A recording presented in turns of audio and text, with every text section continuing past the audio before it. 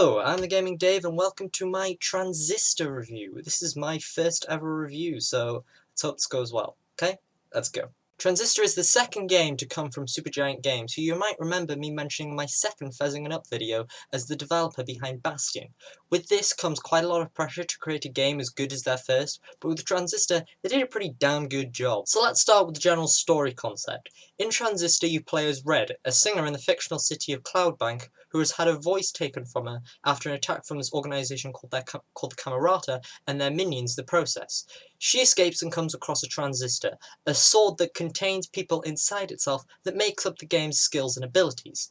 The story to this game is fantastic and brilliantly told, however it can get a bit confusing. You find these lore points called terminals throughout the game, and while they add to the story, they do give a certain level of depth, which can also make the game more confusing, but it doesn't necessarily detract from the story too much. Transistor has a top-down hack-and-slash gameplay style, and with its 4 skill slots, it strikes a similarity to games like those from the Diablo franchise.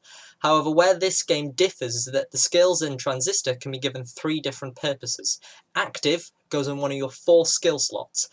Upgrade, where those can be put into one of 2 slots for each skill that calls upgrade said skill and give it a certain benefit, and passive just act all the time. The upgrade slots and the passive slots are unlocked as you progress through the leveling system that increases in about 10 or 20% increments per encounter of the process. As you level up, you're given choices of your upgrades. You can be given a new skill, which also includes a new character bio for the story, a bonus, which could allow you to have more powerful skills active, or unlock new slots. You could also be given access to a limiter. For those of you that are familiar with Supergiant's previous game Bastion, limiters are like the idle system that they had in that game.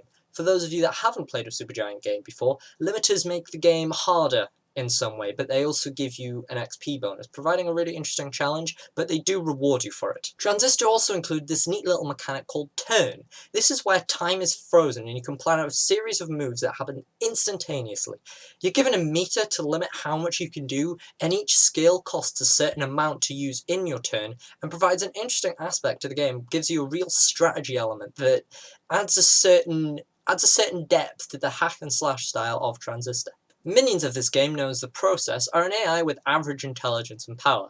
As the game has no dedicated difficulty adjuster aside from those limiters that I mentioned earlier, the AI does however improve across the game by giving upgrades to these minions. This will include a sort of ability that might make them more harming to Red, or might just make them a bit more irritating to kill, which while the enemy variance is actually quite slim, it does make up for it in a nice way. The story is quite short, only taking approximately 4 hours to complete, which if you play the game just for the first story playthrough, it might not quite match to the current £15 asking price.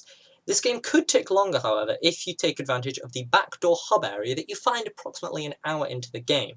This door appears multiple times throughout the game, and each time you're given access to a variety of challenges to hone your skills, a hammock to ponder certain story thoughts in, it's just a little bit of dialogue from the narrator, and a beach ball to bounce around with your luminescent dog called Luna, which is quite cute and is just a nice little thing to do in the hub. It's really nice.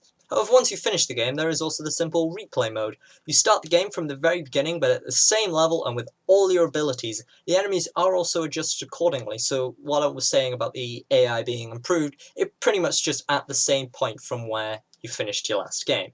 This allows for multiple playthroughs and definitely makes it worth its value. After Supergiant's first title, Bastion, there was a lot to live up to. Bastion's soundtrack is well known for being one of the best in the industry and had an absolutely stunning aesthetic. For Transistor, they definitely stepped it up. The city of Cloudbank, where the game takes place, is absolutely beautiful with several landscape moments throughout the game. And thanks to Darren Korb, who also composed the soundtrack for Bastion, this game has an absolutely fantastic soundtrack that will definitely be worth listening to.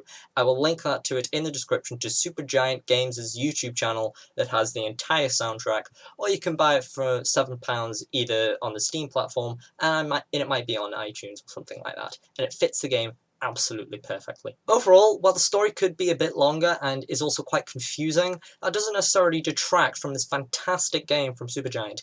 Its gameplay is solid and introduces fun mechanics and good customization. The aesthetic is superb and the soundtrack is another work of art. This is all wrapped up inside a story that is brilliantly told and will keep you engaged from start to finish. I most definitely recommend this game. This is one of the games for 2014, and I am going to give it a review score of about 8.5 out of 10. Okay, that was my first review. I hope you enjoyed it. I might do this again sometime. I'm the Gaming Dave. I'll see you next time.